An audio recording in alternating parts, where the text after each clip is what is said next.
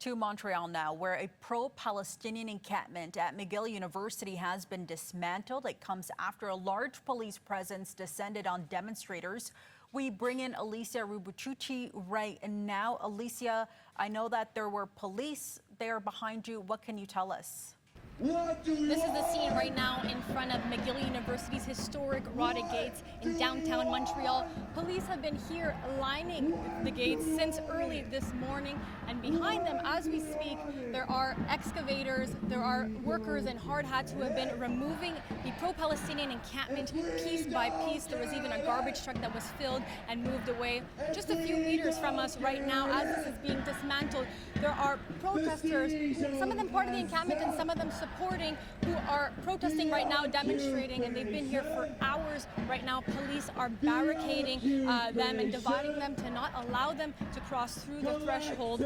And what exactly happened? McGill sent a notice of eviction early Wednesday morning, just before 5 a.m., and about 50 protesters were on site at the time when the private security firm that McGill hired started the process. Now this big, large number of police officers came over to basically make sure that there was safety at the time. One person who was there says that they were being read the Riot Act and were being threatened with arrest.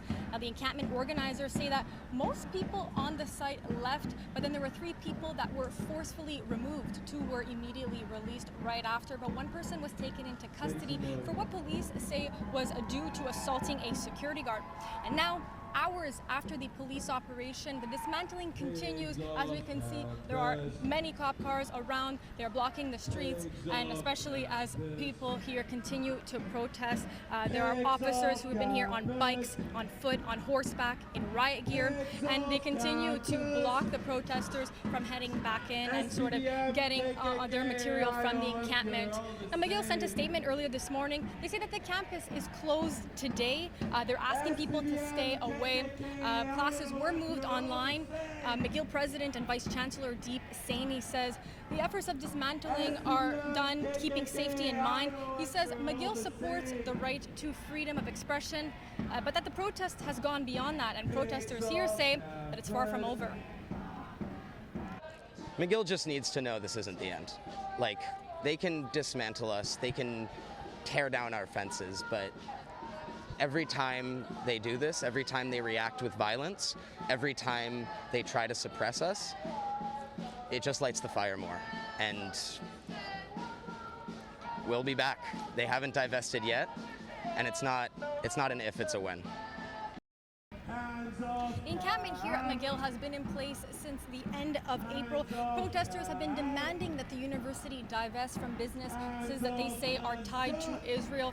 And protesters will say that they'll keep putting the pressure on, as we can see here, as specialized police officers approach the barricade where protesters are.